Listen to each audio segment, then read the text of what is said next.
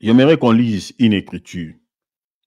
Dieu est contre l'avortement. Lisons Exode chapitre 23, verset 26. Je lis dans la traduction seconde 21. Vous pouvez lire avec vos traductions, il n'y a aucun souci. Exode 23, verset 26. Un faux pas peut ruiner tout son avenir. Je donnerai les quelques conséquences de l'avortement. Il n'y aura dans ton pays ni femme qui avorte. Ça, c'est Dieu qui parle. Hein? Vous voyez cela? Tout à l'heure, on a lu dans Job, non? Il est contre l'avortement, même chez les animaux. Mais là, Dieu est en train d'interdire l'avortement. Il refuse. Il dit, il n'y aura dans ton pays ni femme qui avorte, ni femme stérile. Je te donnerai une longue vie. J'aimerais interpréter d'abord cette écriture dans la révélation et puis je descendrai dans la doctrine. Suivez-moi ici très bien. Utilisez vos ailes. Nous allons monter dans les zones de turbulence un tout petit peu, pas trop. Je réitère l'écriture. Exode 23, 26, second 21. Il n'y aura dans ton pays, retenez le mot pays, ni femme qui avorte, ni femme stérile. Je te donnerai une longue vie. Donc, selon cette écriture, Dieu est contre l'avortement et il est contre la stérilité. Il est contre. Il est contre. Il est contre. Mais dans la révélation d'abord, avant qu'on va descendre dans la doctrine. Mais regardez, j'aimerais qu'on puisse tirer une leçon spirituelle ici. Les pays dont on parle ici, il n'y aura dans ton pays ni femme qui avorte. Les pays dont on fait mention ici, c'est l'Église. C'est l'Église. L'Église de Dieu est un pays. L'Église de Dieu, selon le langage de la Bible, est une nation. Lisons. Allons-y rapidement. 1 Pierre chapitre 1er. 1 Pierre chapitre 1er. Lisons les chapitres 1 Pierre chapitre 2 plutôt. On va lire les versets 9. Allons-y là-bas. Rapidement, s'il vous plaît. 1 Pierre. On va aller, il y a beaucoup de choses à dire. On lit le verset 2. Chapitre 2 plutôt, verset 9. La Bible dit, vous au contraire, vous êtes une race élue, un sacerdoce royal, une nation sainte. Dans un autre langage, un pays saint. Une nation sainte ou un pays saint. Parce qu'une nation est un pays. Donc vous comprenez que l'Église de Dieu, c'est l'ensemble des élus de Dieu qui forment toute une nation, qui forment tout un pays. Vous comprenez cela? Et pour cela, quand des fois on nous demande, toi tu es de quelle nationalité? Moi je suis de la nationalité céleste. Je suis citoyen du ciel. Et c'est tout. Vous me demandez ma nationalité, la nationalité de la terre. Je suis de la nationalité céleste. Parce que l'Église de Dieu est une nation sainte. Nation sainte. Mais le Seigneur dit, il n'y aura dans ton pays ni femme. Retenez le pays dont on parle ici, c'est la nation sainte. Ni femme. Ah, vous savez que l'Église de Dieu est une femme. Les chrétiens, tout chrétien est une femme. Mais le Seigneur dit, aucune de ces femmes sera une femme qui avorte, sera une femme stérile. Vous comprenez? Et le Seigneur dit quoi? Je te donnerai une longue vie. Donc pour que cette femme puisse posséder une longue vie, il faut qu'elle soit une femme qui n'avorte pas, qu'elle soit une femme qui n'est pas stérile. Donc c'est-à-dire, soit une femme féconde. Et Dieu donne une longue vie à une femme qui est féconde, une femme qui a la capacité de concevoir et de donner naissance. Une femme qui a la capacité de garder la sémence de l'homme. C'est à cette femme-là que Dieu donnera une longue vie. Je crois que les aiglons ici, peuvent déjà comprendre la longue vie dont on fait mention ici.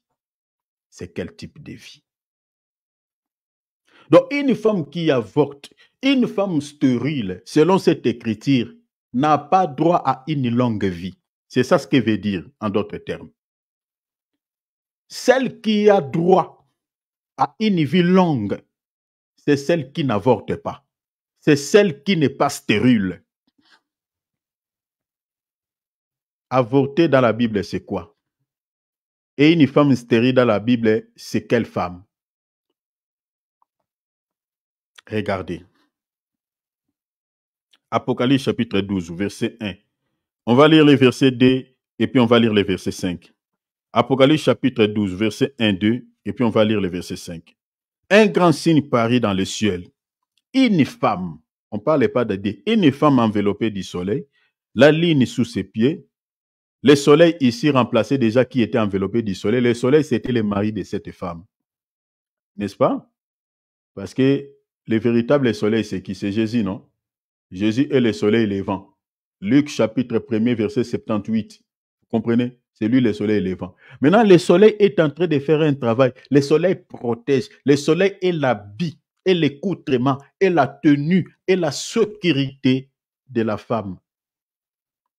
La Bible dit la ligne sous ses pieds et une couronne de 12 étoiles sur sa tête. Vous avez déjà été enseigné ici sur le chiffre 12 et les étoiles dont on fait mention et la ligne. J'aurais du mal à répéter tout ça, mais je vais récupérer ce qui m'intéresse. Verset 2. Elle était enceinte. Ah, la femme était enceinte. Ouf! J'aime des femmes comme ça. Vous savez, les femmes qui sont enceintes, souvent même dans des métros, même dans des trains, même dans des bus, on ne les touche pas. Même si le bus est rempli, le train est rempli. C'est écrit quelque part. Il faut leur donner la place, leur céder la place. On les respecte. Vous comprenez? Une femme enceinte, même si le bus est rempli, quand on les voit comme ça, parce qu'elle ne marche pas droit. Ah non, la grossesse est une bénédiction pour une femme. C'est une bénédiction. Quand la femme est tombée enceinte, même sa démarche change. Mais je suis désolé pour des femmes que nous voyons aujourd'hui, une femme qui est enceinte, mais elle continue à marcher droit. Elle mange tout ce qu'elle a l'habitude de manger, même avant la grossesse. Elle peut même courir vite. Il faut vérifier cette grossesse-là. Peut-être elle a mis peut-être des casseroles sur son ventre. Ça, il faut vraiment déchirer les vêtements, voir est-ce que c'est vraiment la grossesse. Parce que là, vous découvrirez les casseroles et vous serez déçus. Et pour cela, chaque homme, il faut veiller à cela. Quand tu vois ta femme est tombée enceinte, au lieu de demander des trucs qu'elle n'a pas l'habitude de manger, elle demande un peu du citron. Oh, mais toi, quand tu aimes le citron, comme tu commences à manger le citron comme les orangers, comme ça, comprenez que c'est la semence qui demande ça. Elle change un peu le caractère. Elle devient un peu capricieuse. Et ça, il faut supporter ça pendant ces temps-là. Parce qu'elle est en travail. Alléluia. C'est une bénédiction. Elle va plus dormir comme elle dormait avant la sainte.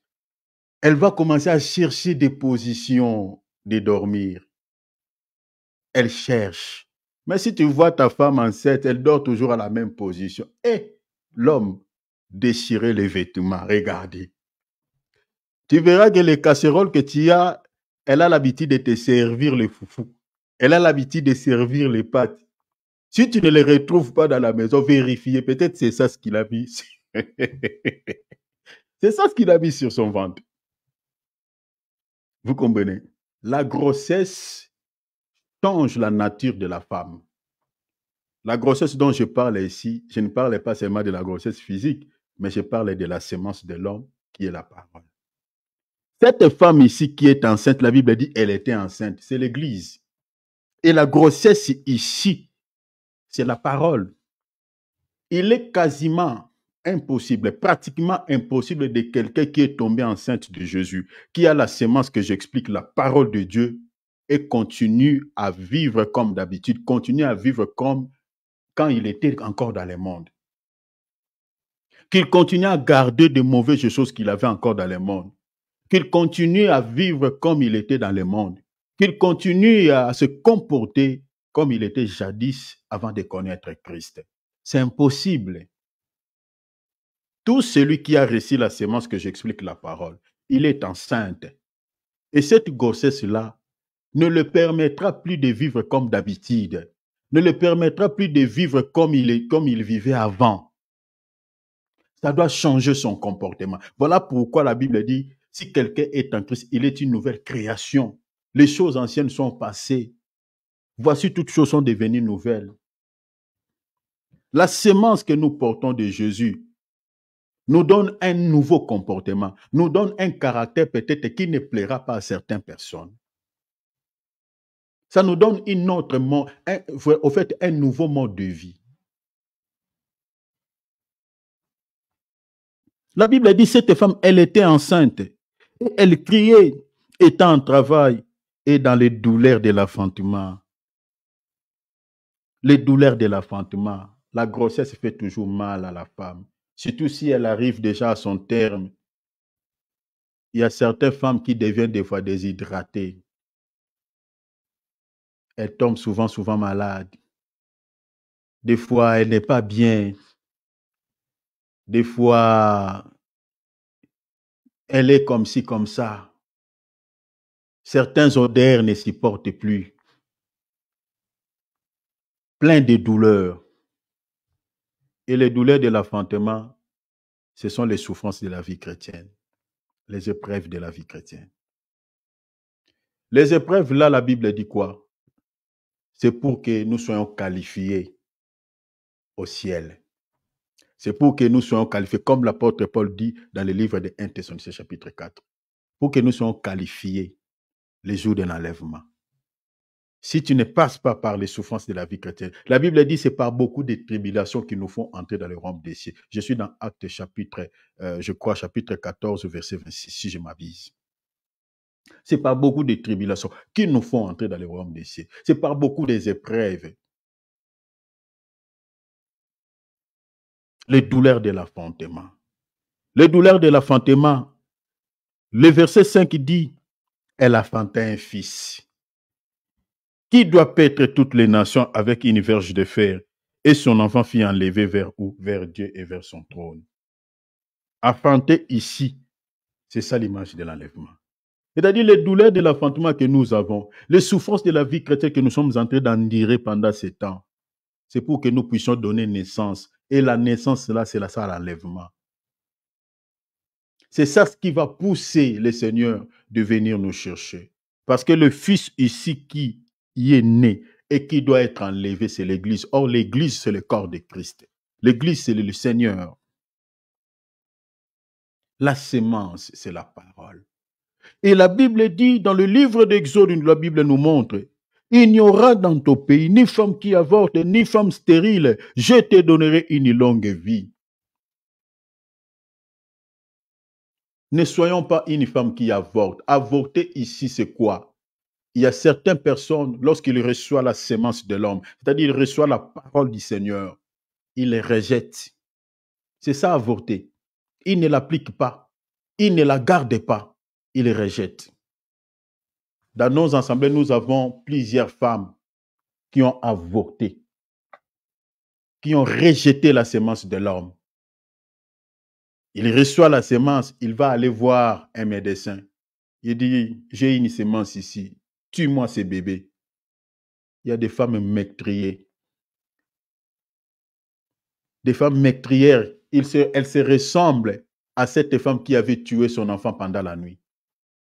Mais il y a une femme, vous connaissez cette histoire dans le livre des rois. Deux femmes qui étaient entrées, qui avaient donné naissance le même jour. Vous voyez, c'est Acte 14, verset 22. Merci mon frère Philippe, merci. Ah, Dieu te bénisse. Vous voyez mon frère David, c'est ça ce que je te dis. Donc merci mon frère Philippe pour le passage. C'est Acte, corrigé, Acte chapitre 14, verset 22. Merci, c'est pas 26, c'est verset 22. Donc vous voyez deux femmes ici qui ont donné naissance la même nuit.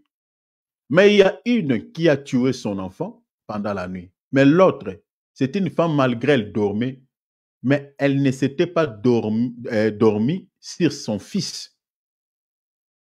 Donc c'est une femme, en d'autres termes, qui veillait, qui n'a pas voulu tuer son enfant. Mais dans nos assemblées, nous avons des femmes qui tuent leurs enfants, qui tuent la sémence de l'homme. Des femmes qui avortent. Ces femmes-là n'ont pas la vie.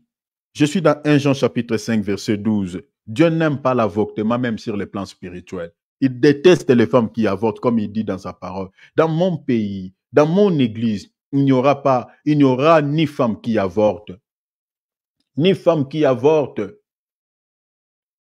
Ne sois pas cette femme qui avorte. La sémence que tu reçois, la parole de Dieu qui est une sémence que tu reçois, garde-la. Garde-la. Garde-la. Le Seigneur dit, je t'accorderai une longue vie. La longue vie, c'est la vie éternelle. Regarde ce qu'il dit la Bible dans le livre de 1 Jean chapitre 5. Celui qui a les fils a la vie, comme cette femme. C'est une femme qui a les fils. Celui qui a les fils a la vie. Mais celui qui n'a pas les fils de Dieu n'a pas la vie. Le Fils de Dieu en nous aujourd'hui, c'est la parole. Celui qui garde la parole, c'est celui-là qui a les fils en lui. Mais celui qui ne garde pas la parole, celui qui n'a pas les fils de Dieu dans son cœur, celui-là, la Bible dit, n'a pas la vie. Voilà pourquoi la Bible dit, une femme qui n'avorte pas, une femme qui garde la sémence, une femme qui n'est pas stérile, le Seigneur dit, il accorde une longue vie à cette femme-là. Il donne une longue vie à cette femme-là. Exode chapitre 23, verset 26. Il n'y aura dans ton pays une femme qui avorte, ni femme stérile. Je te donnerai une longue vie. La vie est donnée. La longue vie est donnée. La vie éternelle est donnée à une femme qui est capable de concevoir la sémence, à une femme qui est capable de garder les fils.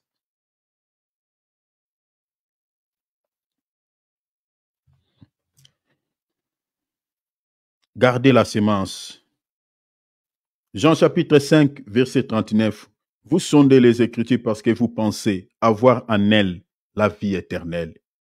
Ce sont elles qui rendent témoignage de moi. Moi, là, c'est Jésus. Donc, les Écritures, c'est Jésus. Si tu gardes les Écritures en toi, si tu gardes Jésus en toi, Jésus dit, tu as la vie éternelle. C'est ça la longue vie. Tu as la vie éternelle. Mais, tout à l'heure, là, j'ai dit, il y a quelques cas spécifiques où Dieu peut tolérer l'avortement. Ne tolère pas, plutôt, je peux changer le langage, que Dieu peut permettre à une femme avorte. Ce sont des cas spécifiques. Ce sont des cas un peu isolatoires où Dieu peut permettre à une femme qui a reçu une sémence avorte.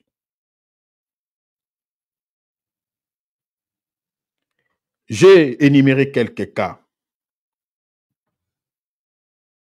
Dieu peut permettre à une femme d'avorter. Avorte s'il y a par exemple le péché. S'il y a le péché, Dieu peut récupérer la sémence qu'il avait donnée à cette femme, peut priver à cette femme l'enfant. La femme peut recevoir une sémence, peut tomber enceinte et Dieu permet à ce que cette femme-là avorte. À cause du péché, Dieu peut le faire. Rappelez-vous de la femme de David. Pendant que David était en train de danser, pendant que David était en train de se réjouir en dansant devant Dieu, cette femme-là ne savait pas que le roi, il était en train de danser pour la gloire de Dieu. Il va libérer des paroles qui vont offenser Dieu. Il dit à David, un roi comme toi. Parce que la Bible dit, David dansait jusqu'au point que sa ceinture était rompue parce qu'il était en train de tourner même sur le sol. Et sa femme n'avait pas aimé ce comportement vis-à-vis des rois. Des fois, quand on chante pour Dieu, quand on danse pour Dieu, il y a certaines personnes qui peuvent nous taxer de tous les mots en disant, et regardez ces gens, ne sont-ils pas fous? Regarde ce qu'ils font là. il nous trouve un peu bizarre. Bien aimé, quand tu fais quelque chose pour la gloire de Dieu, n'aie honte de personne. Dans la Bible, il y a des gens qui n'ont pas regardé leur titre, qui ont adoré Dieu jusqu'à ce que les gens, certaines personnes, n'ont pas aimé. Mais cette femme-là, en disant à David qu'un roi comme toi, tu es en train de tourner sur les sables, comme il avait libéré des paroles comme des insultes d'humiliation vis-à-vis du roi. Mais le Seigneur a dit à David, puisque ta femme n'a pas vu que toi tu es en train de m'adorer, tu es en train de m'honorer, puisque ta femme a fait ainsi, elle sera stérile toute sa vie. Vous voyez, c'est dans ce cadre-là. Dieu a privé à cette femme l'enfant. Cette femme pouvait tomber enceinte et pouvait avorter. Donc, c'est-à-dire sa matrice ne pouvait pas garder cet enfant. Il y a des femmes comme ça dans ce monde. C'est-à-dire elle peut tomber enceinte, mais sa matrice est incapable de supporter le poids de l'enfant. C'est pour plusieurs raisons. Le péché peut aussi faire ça. Une personne qui a vécu tellement dans les péchés et Dieu a rendu cette femme incapable de concevoir, incapable de garder la sémence. Elle rend cette femme stérile à cause du péché. On va lire une écriture, Osée chapitre 9, verset 9,14, second 21. Ils ont plongé dans la corruption comme au jour de Gubéa. L'Éternel se souviendra de leur iniquité et il punira leurs péchés, leurs iniquités. La Bible dit il punira leurs péchés. Mais comment est-ce que Dieu va les punir? Verset 14. Donne-leur éternel. Et leur donneras-tu? Donne-leur un ventre qui avorte. Vous voyez? Et des seins desséchés. Donc vous voyez dans ce cadre ici, l'Écriture nous montre que à cause du péché, Dieu peut rendre une femme stérile. C'est-à-dire une femme quand elle tombe enceinte, sa matrice sera incapable. Elle va tout le temps avorter. Et ça peut être en fait une conséquence du péché que Dieu peut commencer à frapper une femme de cette manière. D'autres raisons peuvent être aussi peut-être cet enfant-là ne sera pas un sujet de joie pour toi, mais plutôt de malheur. Parce que Dieu connaît le futur de tout et chacun de nous. Et une femme peut tomber enceinte. Peut-être ce n'est pas même pas le péché. Mais Dieu regarde déjà que la sémence qui est en toi, cet enfant-là, ne sera pas vraiment un sujet de bonheur, un sujet de joie. Mais c'est un enfant qui va te casser tellement la tête. C'est un enfant qui va peut-être te compliquer la vie. Tu es sa fille, tu es son fils. Dieu sait que si cet enfant-là est né, vous aurez pas mal de problèmes. Il va vous créer beaucoup de soucis. Dieu peut permettre aussi dans son bon vouloir que ta matrice, durant la grossesse de cet enfant, soit incapable de supporter son poids et que cet enfant soit avorté. Dieu aussi peut le faire. Ça, c'est aussi parmi les raisons. Un enfant peut-être qui est ensorcelé, parce que la sorcellerie, c'est un domaine un peu qui est très complexe. Il y a des enfants, il y a certaines personnes qui sont ensorcelées depuis les seins. Depuis les seins. Tu tombes enceinte, vous avez des gens peut-être qui vous entourent, qui sont dans la sorcellerie, et vous n'avez pas vraiment une vie de prière intense. Et l'enfant qui est en toi, on commence déjà à les faire sortir de manière mystique. L'enfant reçoit déjà la sorcellerie depuis le sein maternel. Je connais quelques cas, je vous parle des choses en guise de cause. Je connais quelques cas comme ça. Dans les domaines de délivrance, on a vu beaucoup de choses. Des gens qui ont réussi la sorcellerie depuis le sein maternel. Donc la femme est enceinte, mais l'enfant qui est en elle, cet enfant-là a déjà la semence de la sorcellerie. Elle a un certain âge très avancé dans la sorcellerie. Mais physiquement, dans le sein de sa mère, l'enfant est bébé. Il est peut-être... Donc, en fait, il est bébé, au fait. il a un fœtus, par exemple. Mais l'enfant réussit déjà la sorcellerie par les gens du monde des ténèbres. Depuis l'enceinte, on les fait aussi sortir de l'enceinte de sa mère. Il va aussi dans certaines missions et puis il rentre. Il y a ce genre de réalité. Maintenant, si tu es sa fille, Dieu peut permettre que cet enfant-là aussi soit avorté. Dieu peut le permettre.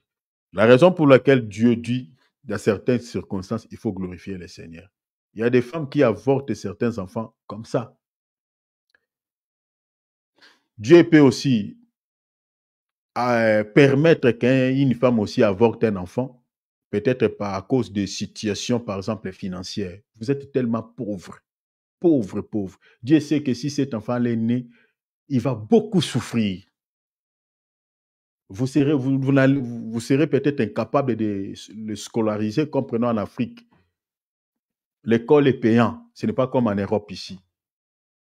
Vous serez peut-être incapable de pouvoir nourrir cet enfant. Cet enfant-là peut-être deviendra voilà, délinquant ou peut-être voilà, un enfant de la rue.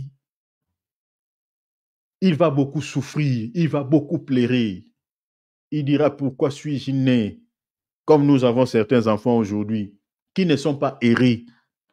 Un enfant, il est né dans une famille, mais l'enfant n'est pas erré. Il pleure tout le temps. Moi, je connais. Il y a des enfants qui sont nés dans des familles où des parents sont irresponsables. Parents irresponsables. Et pour des raisons pareilles, Dieu peut permettre, parce qu'il connaît l'avenir, Dieu peut permettre à cette femme-là puisse avorter cet enfant. Donc, cela ne viendra pas de la femme, mais Dieu lui-même, il peut rendre la matrice de cette femme incapable de supporter le poids de l'enfant et que l'enfant soit avorté parce que Dieu sait qu'il souffrira. Ça, ce sont quelques cas que Dieu lui-même peut provoquer un avortement à une femme. Ce sont quelques cas. Il a des raisons pourquoi il est fait. Mais aucun homme, aucune personne ne peut jouer ce rôle comme Dieu le fait, de provoquer l'avortement à une femme, de faire sortir même un fœtus de l'utérus d'une femme. Aucun homme n'a ce pouvoir. Aucun homme ne peut le faire. Parce que Dieu ne les tolère pas. Malheureusement, nous avons des gens qui ont dans leurs mains le sang versé, qui ont dans leurs mains le sang des meurtriers, qui ont tué, qui ont répandu le sang. Ils n'ont pas désiré l'arrivée de cet enfant. Ils ont dit, moi, je n'ai pas désiré l'arrivée de cet enfant. Je ne suis pas préparé à la maternité. Je ne vais pas. Je suis pauvre. Je ne sais comment je vais élever cet enfant. Cet homme qui m'a engrossé est incapable. Ne me supportera pas. Je ne vais pas souffrir. Je vais voir un médecin qu'il m'enlève cette grossesse. Mais si tu savais que tu es pauvre, la conscience est revenue à ce moment-là. Pourquoi tu as vécu dans l'impudicité? Pourquoi tu as accepté de vivre dans la fornication? Quand tu mangeais, tu ne savais pas que ta ventre là peut être gonflée. Il y a des gens qui ont commis le meurtre. Parce que l'avortement, c'est tuer. L'avortement, c'est répandre le sang d'un enfant. Je sais que certaines personnes peuvent dire, donner quelques raisons. Oui, je n'ignore pas quelques raisons. J'ignore pas. Mais je parlerai aussi de ces raisons. Dans certains pays, l'avortement est légal. L'avortement est légalisé. Prenons par exemple en France, c'est légalisé. Au Canada, aux États-Unis, dans certains pays en Afrique, n'en parlons même pas. L'avortement est légalisé. Souvent, tout ce qui est légalisé dans nos pays va toujours en contre de la parole de Dieu. Vous ne trouverez nulle part dans la Bible où Dieu tolère à l'avortement, où il ordonne aux gens de pouvoir avorter un enfant. Il n'y a nulle part que voilà, à cause de conjonctures, si tu vois que voilà, tu n'es pas prêt pour pouvoir, vous n'êtes pas prêt, toi et ton mari, de recevoir cet enfant, vous pouvez l'avorter. Nulle part Dieu l'a dit. Mais pourquoi nos autorités disent des choses qui vont à l'encontre de la parole de Dieu? Pourquoi ils légalisent des choses qui énervent Dieu? Pourquoi ils légalisent des choses que Dieu ne permet pas? Plusieurs pays au monde, au lieu de voter des lois utiles, au lieu de voter des lois qui peuvent élever nos nations, mais on vote des lois qui élèvent les pointes contre Dieu. L'avortement est légalisé. Mais l'avortement, quand on parle l'avortement, c'est quoi? C'est tuer, c'est le maître. C'est le maître. Dans certains pays, prenons par exemple la Belgique, Canada, je crois, Australie ou Suède, où on peut faire l'avortement, une femme peut voilà, faire l'avortement dans le premier trimestre de sa grossesse. Le premier trimestre, c'est-à-dire durant les 3 mois. Dépasser la première trimestre, cette femme n'a pas le droit de faire l'avortement, d'avorter cet enfant. C'est-à-dire, durant la première trimestre, elle paie. Mais la première trimestre là, c'est déjà une personne, non? C'est déjà une personne. Vous voulez commettre un meurtre au premier trimestre, 3 mois, 1 mois, 2 mois, 3 mois. C'est déjà un homme. Vous savez que Dieu connaît une personne lorsqu'il est même, je peux dire quoi, lorsqu'il est juste une masse dans les seins, dans l'utérus de sa mère. Attends, on va lire une écriture, regardez. Regardez. Lisons Jérémie. On va lire les écritures. Hein. Chers enfants de Dieu, attention.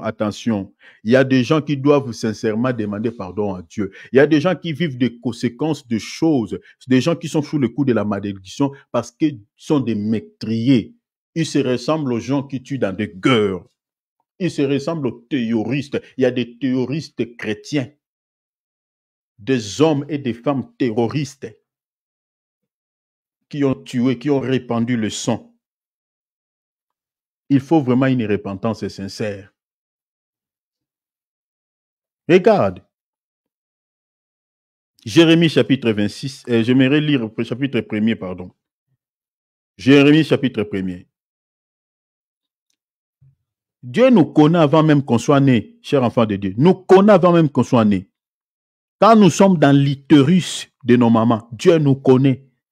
Et puis c'est Dieu qui donne la forme à un enfant dans l'utérus de sa mère, d'une mère. C'est Dieu. Jérémie 1, verset 5. Avant que je t'ai formé. Vous voyez ça? Dieu ne dit pas que je t'ai déjà formé, mais avant que tu sois formé. Le Seigneur dit quoi? Dans le ventre de ta mère. Donc vous comprenez que c'est Dieu qui donne une forme au fait, à un enfant dans l'utérus de la femme. C'est Dieu. Donc Dieu est en train de former quelqu'un dans ton sein et toi tu rejettes. Tu provoques un avortement pour tuer cette personne-là. Peut-être c'est un prophète de Dieu. Peut-être c'est un homme de Dieu que tu tues. Peut-être c'est un ministre. C'est quelqu'un peut-être de sa naissance. Lorsqu'il grandira, c'est lui qui te fera sortir de cette misère que tu as aujourd'hui. Mais toi, tu veux le tuer ou tu l'as tué. Il y a certains qui ont tué les enfants qui devaient peut-être les faire sortir de la souffrance. Avant que je t'ai formé dans le ventre de ta mère, je te connaissais. Vous voyez? Donc, avant même qu'un enfant soit formé dans le ventre, dans l'utérus de sa mère, Dieu connaît déjà cette personne-là. Tel que moi et toi, tel que nous sommes là. Certaines personnes disent que, oh non, ce n'était qu'un fœtus. Mais toi aussi, tu étais un fœtus, non? Toi aussi, tu étais un fœtus. Le meurtrier, il y en a beaucoup dans nos églises. Je connais même les hommes de Dieu. Personnellement, je connais. Oh non, c'est juste, non, ce n'est pas encore quelqu'un, mais c'est juste un fœtus. Toi aussi, quand Dieu était en train de te former, tu étais un fœtus. Tu étais un fœtus. Si on t'avait avorté, tu n'allais pas exister. Dieu nous connaît avant même que nous soyons formés. Avant. Maintenant, quand Dieu est en train déjà de former quelqu'un, Dieu connaît déjà cette personne-là. Donc, quand toi, tu es en train de tuer par l'avortement, donc tu es meurtrier, donc tu commets un meurtre. Donc, tu es sous le coup du jugement de Dieu. Beaucoup déjà sont en train de subir, de vivre des conséquences un peu tragiques, ne savent pas. Au fait, ils ne savent pas d'où proviennent ces malédictions, d'où proviennent les soucis que j'ai aujourd'hui dans ma vie. Beaucoup de gens ignorent, mais à cause peut-être de tous ces enfants que tu as tués dans ta vie. Vous savez qui est un meurtrier dans la Bible? Un meurtrier, c'était candidat de l'ennemi. Au fait, c'est un enfant de Satan, c'est un enfant du malin. Caïn était appelé fils du diable, fils du malin, à cause... Attends, on va lire. J'aimerais qu'on lise. Regardez, je vais continuer là-bas. Aucun meurtrier n'a la vie éternelle demeurant en lui. Aucun. Aucun. Lisons, hein. Lisons. Caïn était considéré comme étant le fils du diable. À cause de quoi? Parce qu'il avait commis un meurtre. Tout meurtrier est un enfant authentique de Satan. Je dis bien un enfant authentique. Tout meurtrier, tout ce qui avorte, tout ce qui répand le sang des êtres humains sont considérés comme des enfants authentiques de Satan. 1 Jean chapitre 3, verset 11, on va lire aussi le verset 12. Si tu as déjà commis cet acte, en tout cas, il faut bien se repentir. Et puis, il faut les confesser devant un homme de Dieu. Il faut qu'on prie pour toi. Parce que vous êtes un meurtrier. Peut-être les situations que vous êtes en train de traverser dans votre vie, c'est à cause du sang versé. Dieu connaît une personne dans l'utérus de sa mère avant même qu'il soit formé. Pendant qu'il est encore une masse. Dieu connaît. Il dit à Jérémie, avant que je t'ai formé, je te connaissais. Maintenant, quand quelqu'un est en train d'être formé, vous pensez que Dieu ne connaît pas la personne que tu es en train d'enlever, de tuer là? Si vous ne voulez pas tomber enceinte, je conseille aux jeunes sœurs, je conseille aux jeunes frères, ne cherchez pas une femme. Ne cherchez pas un homme. Évitez l'impudicité. Évitez les rapports sexuels hors mariage. Ou soit si vous êtes marié, vous êtes dans les mariages. Pourquoi vous allez enlever cet enfant? Pourquoi vous voulez commettre un meurtre? Un meurtrier, je l'ai dit et je le réitère, c'est un enfant authentique de Satan le diable. Dans nos assemblées, nous avons des serviteurs de Dieu. Nous avons des servantes de Dieu. Nous avons des chrétiens qui sont des meurtriers. Il y a certains qui sont spécialistes de prendre les médicaments. Il peut même vous donner même un conseil. Il dit, oh, tu n'as pas besoin de voir un médecin. Achète seulement tel produit, puis c'est fini. Ça sortira. Et toi qui donnes ces conseils-là, vous êtes tous des meurtriers. J'ai lu 1 Jean chapitre 3, verset 11 à 12.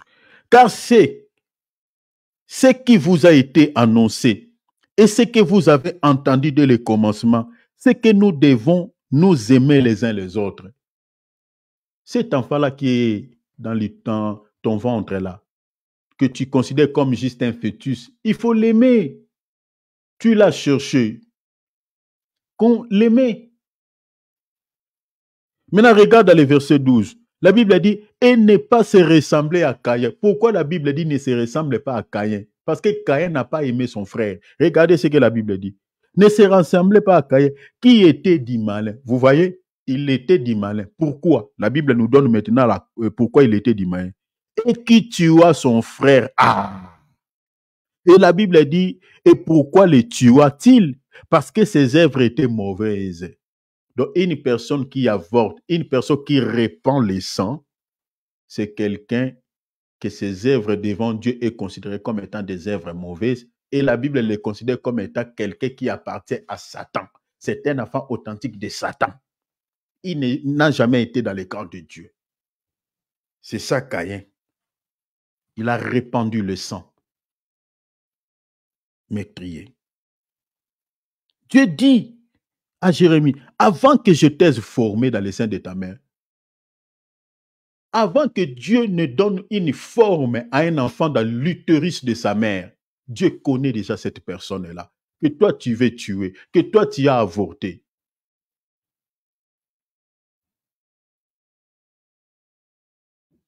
Regarde. Ésaïe chapitre 49, versets 1 à 5. Écoutez-moi, peuple lointain, soyez attentifs. L'Éternel m'a appelé dès ma naissance. Il m'a donné dès ma sortie des entrailles maternelles. Verset 5. Maintenant l'Éternel parle, lui qui m'a formé dès ma naissance pour être son serviteur. Vous voyez, prenons par exemple si la maman d'Ésaïe avait avorté cet enfant que Dieu était en train de former dans les seins.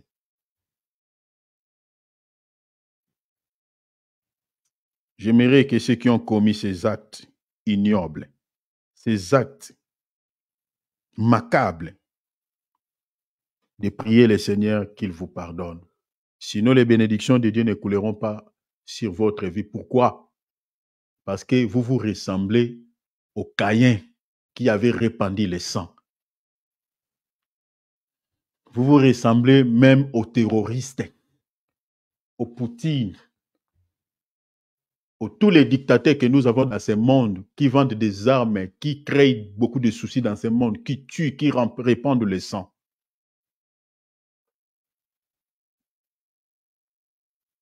Même Paul, il dit dans Galates 1,15, mais lorsqu'il plut à celui qui m'avait mis à part dès les seins de ma mère. Vous comprenez que chaque personne a une mission depuis les seins maternels. Cet enfant-là que vous avez avorté, cet enfant-là que vous avez tué, peut-être il avait une mission. Oh mon Dieu. Oh mon Dieu.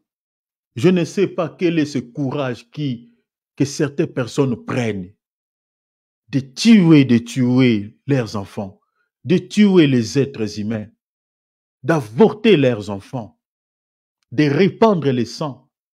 Je ne sais pas s'il y a une femme qui me dira ou un homme me dira que lorsqu'il avait avorté cet enfant, c'est seulement l'eau qui était sortie. Ce n'est pas le sang. Je ne sais pas. Si quelqu'un va me dire que non, moi, quand j'avais fait l'avortement, il n'y avait pas le sang. C'était juste de l'eau. C'était juste de l'eau, ce n'était pas le sang. Si c'était de l'eau, tu n'es pas un meurtrier.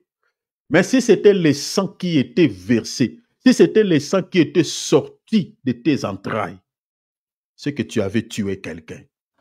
Parce que c'est dans le corps, dans la chair humaine qu'on retrouve le sang.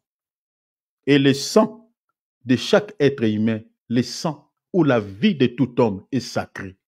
Parce que la vie de chaque être humain est dans son sang. Et le sang, c'est ça l'âme. C'est sacré. La vie de chaque être humain est sacrée. Je suis désolé pour les sorciers qui tuent les gens matin, midi, soir. Vous ne verrez jamais la lumière de Dieu dans votre vie. Il est temps que vous puissiez se repentir.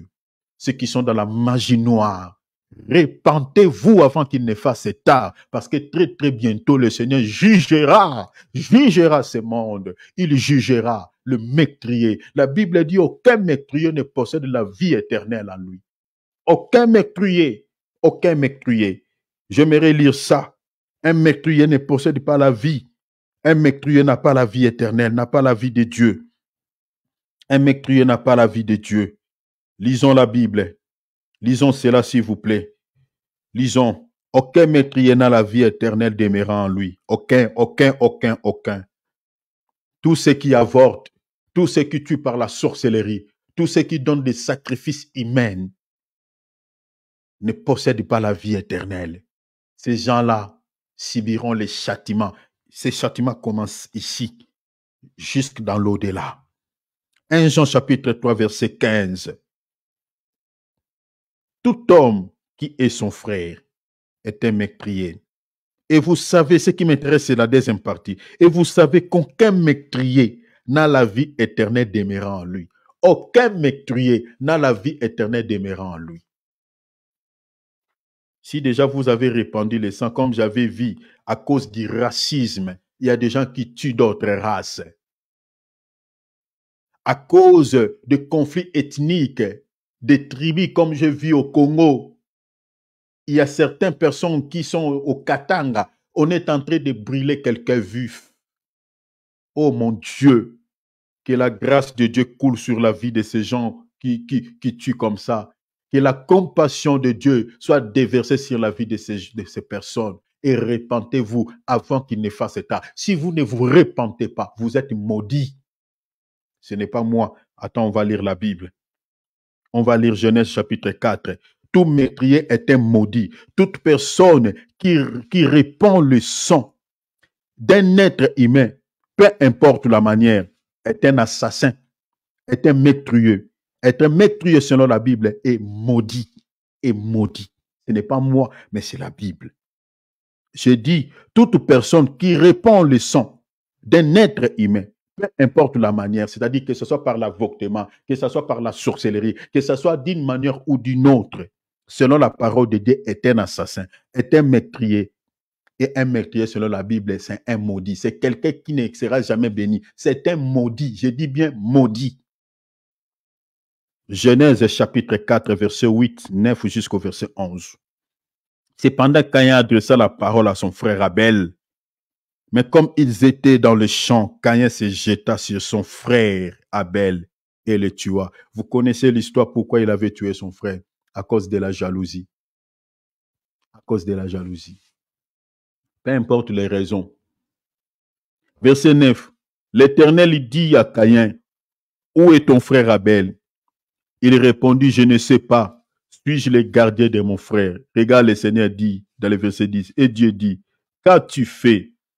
Voyez, certains meurtriers ne pensent pas quand ils font qu'il y a quelqu'un qui est au ciel qui les voit. Quand tu avortes cet enfant-là, que tu dis que c'est juste un fœtus, il y a quelqu'un qui te voit. Le Seigneur dit, qu'as-tu fait? Vous voyez? Donc, ce qui tue là, dans la sorcellerie, tu penses qu'on ne te voit pas, tu te caches. Tu te caches aux yeux des hommes, mais tu ne te caches pas aux yeux de Dieu. Tu es dans l'occultiste, tu as tué ta tante, tu as tué tes enfants par les sacrifices. Pour que tu sois toujours maintenu dans ce poste-là, sache que tu es sous le coup du jugement de Dieu. Confesser tes péchés devant un vrai serviteur de Dieu et que tu te repentes, que tu te renonces de ces œuvres diaboliques, sataniques, pour que tu sois béni, pour que tu sois épargné du jugement de Dieu. Tu as avorté 2, 3 enfants dans ta vie. Cherchez un homme de Dieu, confessez ses péchés.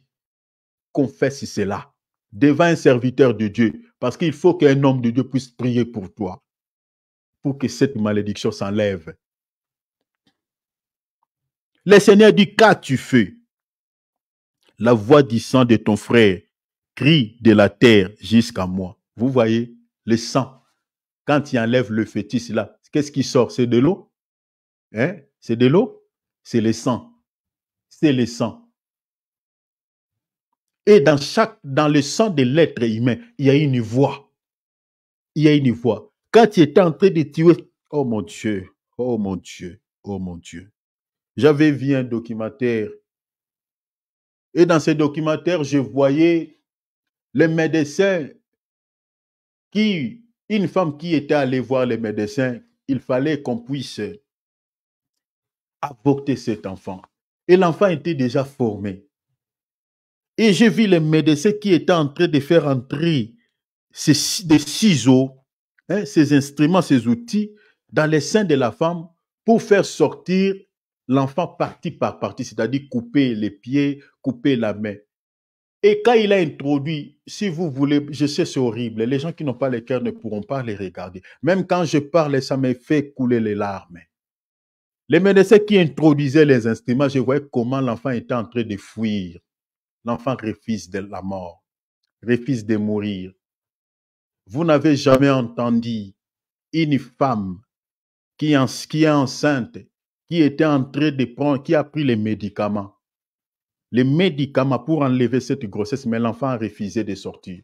Vous n'avez jamais entendu cela. Vous n'avez jamais entendu. Une femme qui est enceinte, il a pris des médicaments pour enlever la grossesse, mais l'enfant refuse de sortir. Et les médecins l'ont dit, si tu continues, c'est toi qui vas partir. Je voyais dans l'utérus de cette femme, on a montré dans les documentaires, c'était vraiment quelque chose de réel. Et l'enfant était en train de fuir les instruments. Il ne voulait pas être tué. Il refusait de sortir par l'avortement. Et à la fin, le médecin a essayé et il a tué cet enfant. Il a fait sortir morceau par morceau. Moi, je crois, si le sang d'Abel pouvait crier aux yeux de Dieu devant le Seigneur, le sang de cet enfant-là aussi avait crié. Le sang de chaque être humain qu'on tue, peu importe la manière, que ce soit par la guerre, que ce soit par l'avortement, d'une manière ou d'une autre, crie devant le ciel, crie devant le Seigneur. Et aucun meurtrier ne possède la vie éternelle à lui. Jamais. Il faut que vous vous repentez. Si vous avez commis ces actes ignobles, ces actes macables, cherchez un serviteur de Dieu pour qu'il enlève la malédiction qui est sur votre tête. Le Seigneur lui dit, la voix du sang de ton frère crie de la terre jusqu'à moi. La voix du sang de cet enfant crie devant le trône de Dieu. Et verset 11, le Seigneur dit maintenant, tu seras maudit de la terre qui a ouvert la bouche pour recevoir le sang, qui a pour recevoir de ta main le sang de ton frère. Tu seras maudit. Pourquoi on les maudit? Parce qu'il a répandu le sang. Donc, une personne qui avorte un enfant, c'est un maudit. C'est un maudit. Ce n'est pas moi, je lis la parole, c'est un maudit. Et la malédiction sur sa tête ne peut enlever que par la voie de la repentance et une repentance sincère. Et puis, ça doit passer par la voie, par un homme de Dieu. Tu dois les confesser et plairer tes péchés. Dans nos ensembles, nous avons des gens comme ça. Nous avons des hommes, des frères qui ont commis des meurtres, qui ont avorté les femmes. Nous avons des sœurs qui ont avorté les enfants. Oh non, c'était juste une grossesse de la première trimestre. Cette première trimestre, mais c'est un fœtus, c'est un homme, c'est un être humain. Dieu dit qu'avant que je t'ai formé, je te connaissais. Dieu nous connaît avant même qu'on soit formé. Nous aussi, on était des fœtus. La vie de certaines personnes aujourd'hui est dans la complication. Certaines personnes vivent certaines réalités très, très compliquées. Pourquoi? Parce que ces gens-là sont des meurtriers. Ils ont du sang dans leurs mains. On dit sang dans leurs mains. Je vais m'arrêter ici. Le sang, c'est la vie. Le sang, c'est l'âme. Quand vous répandez le sang d'un enfant par la voie de l'avortement, sachez-le que vous êtes en train de tuer une âme. Lisons la Bible. Je vais m'arrêter ici. Lévitique chapitre 17, verset 11. Et puis on va lire le verset 14. Car l'âme de la chair est dans le sang. Vous voyez? L'âme est dans le sang. Donc les fétiches là que vous voyez là, qu'on va détruire, qu'on va faire sortir, le sang là qui va couler là, c'est l'âme d'une personne que vous tuez. Et la vie de chaque être humain, la vie est sacrée. La vie est sacrée. Vous ne pouvez pas tuer un homme. Vous ne pouvez pas tuer une personne. Car l'âme de la chair est dans le sang. Je vous les donne sur l'autel. Je saute, je prends le verset 14. Car l'âme de toute chair, c'est son sang qui est en elle. C'est pourquoi je dis aux enfants d'Israël, vous ne mangerez pas les sangs d'aucune chair, car l'âme de toute chair, c'est son sang. C'est son sang. Je lis Deutéronome 12, 23. Deutéronome 12, 23. Le sang, c'est la vie. Je lis second 21. La Bible dit seulement veillez bien à ne pas manger le sang, car le sang, c'est la vie. Vous voyez? Le sang, c'est la vie. Le sang, c'est l'âme. La vie est sacrée. Vous ne pouvez pas répandre le sang. Vous ne pouvez pas tuer. Il y a des jeunes filles qui n'ont pas perdu, surtout la génération TikTok, la génération de ces temps. Oh mon Dieu, aie pitié de nous. Oh, aie pitié de nous. Oh, aie pitié de nous. J'attends comme une voix qui me dit, il y a beaucoup qui ont répandu le sang des êtres humains. Beaucoup, beaucoup, beaucoup.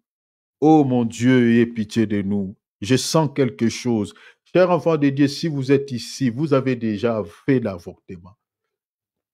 Cherchez un vrai serviteur de Dieu. Confessez-le. Vous êtes considéré aux yeux de Dieu comme un tueur, comme un assassin. Dieu connaît chaque être humain avant même qu'il soit formé. Je vous ai donné les Écritures. J'ai dit, lisez Jérémie chapitre 1, verset 5. Lisez Ésaïe chapitre 49, verset 1,5. Lisez Galates chapitre 1, verset 15. Lisez toutes ces Écritures. Lisez même Psaume chapitre 71, verset 6. Lisez tous ces passages que je vous ai donnés. Chaque être aimé, Dieu le connaît avant même sa naissance, avant même qu'il soit formé. Quand vous êtes en train de suivre ce que nos lois nous disent, parce que dans votre pays, l'avortement est légalisé, c'est légalisé pour les païens. Nous, les enfants de Dieu, faire l'avortement est un maître. Mais je termine en disant ceci. Il y a quelques cas isolatoires, quelques cas peut-être un peu spécifiques, quelques cas un peu, mes bien-aimés, exceptionnels, où l'avortement peut être peut-être autorisé, je dis peut-être autorisé par un médecin si peut-être cette grossesse présente un gros risque à la vie de la femme.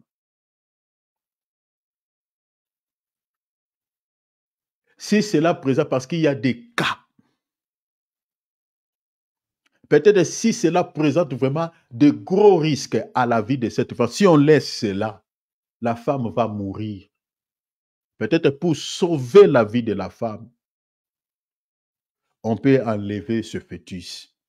Ce sont des cas un peu spécifiques. Mais si vous êtes chrétien, vous avez la foi, vous pouvez aussi le refuser. Vous priez Dieu. Moi, ma femme est là. J'ai aidé mes enfants, mes bien-aimés. Ma femme peut témoigner. Les 2 grossesses, c'était compliqué. Surtout la dernière grossesse, ma femme avait fait une crise dans la maison. Elle avait perdu la connaissance. Et moi, j'étais malade. Mais dans mon état de la maladie, j'ai prié le Seigneur. Je plairai devant Dieu pour que Dieu puisse, au fait, redonner encore, puisse restaurer l'état de ma femme qui avait perdu la connaissance. Et le Seigneur avait écouté ma prière. Notre deuxième enfant était né. Ma femme, des fois, il y avait des problèmes de tension, il y avait beaucoup de soucis. Mais moi, mes genoux, j'étais toujours à genoux. J'ai prié matin, midi, soir. Toute la nuit, ma femme, elle est là, elle peut témoigner. Je ne dormais pas toute la nuit, j'étais en train de prier pour que le Seigneur fasse grâce. Mais si j'étais un homme qui avait peur, surtout la naissance de mon deuxième enfant, on a été tenté pour que cette grossesse soit enlevée, que cet enfant soit avorté. On a été tenté, mais je l'ai refusé. Le diable peut vous tenter. Vous pouvez être tenté. Voilà, cette grossesse, ça présente des risques. Oui.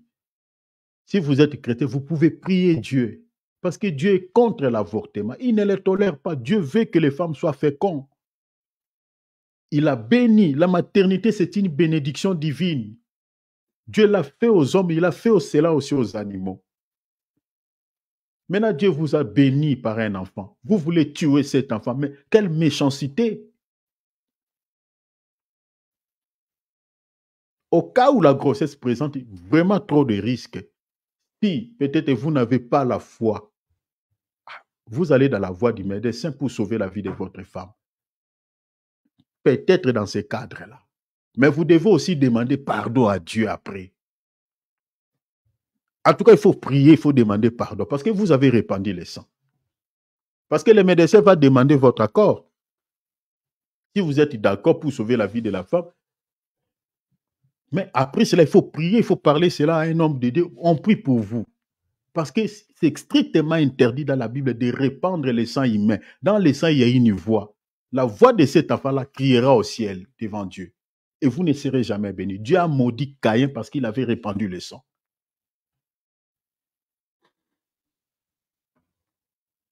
Certaines femmes aujourd'hui sont devenues stériles à cause de cela. Dieu l'a donné un enfant, il a avorté. Dieu l'a donné deuxième enfant, elle a avorté. Dieu dit, plus jamais je te bénirai. Il y a certaines femmes aujourd'hui qui pleurent. Je connais quelques cas. Je vous parle en guise de cause. Il ne faut pas ruiner tout son avenir. Nous allons prier le Seigneur. Si vous êtes ici, vous avez commis, ouvrons nos micros, vous avez posé cet acte ignoble. Si vous êtes ici, vous avez posé cet acte macabre. Demandez pardon à Dieu. Priez le Seigneur qu'il vous pardonne. Peut-être vous l'avez fait avant de connaître Christ. Peut-être vous avez posé cet acte avant de connaître la vérité. Priez le Seigneur qu'il vous pardonne. Mais j'aimerais même après ces prières de parler à un serviteur de Dieu, un vrai serviteur de Dieu, pour qu'il enlève la malédiction qui est sur votre tête. Parce que une personne qui avorte est un meurtrier, est un maudit. Dieu maudit les gens qui répandent le sang. Il a maudit Caïn, pas parce qu'il avait, il avait fait, je ne sais pas, tomber dans l'impudicité, mais il l'a maudit parce qu'il avait répandu le sang. Demandez la grâce et la miséricorde de Dieu. Prions au nom de Jésus. Seigneur, nous avons écouté ta parole. Ô notre Dieu, je demande que ta grâce, je demande que ta miséricorde sur mon frère, sur ma sœur, qui a déjà commis cet acte ignoble, qui a déjà commis cet acte macabre. Miséricorde, Seigneur. Ô notre Dieu, je sais que parmi nous, il y a des gens, parce que tu me parles, tu me souffles dans les cœurs. Tu connais des femmes qui ont commis cet acte. Tu connais des femmes qui ont renversé le sang. Tu connais des hommes qui ont poussé leur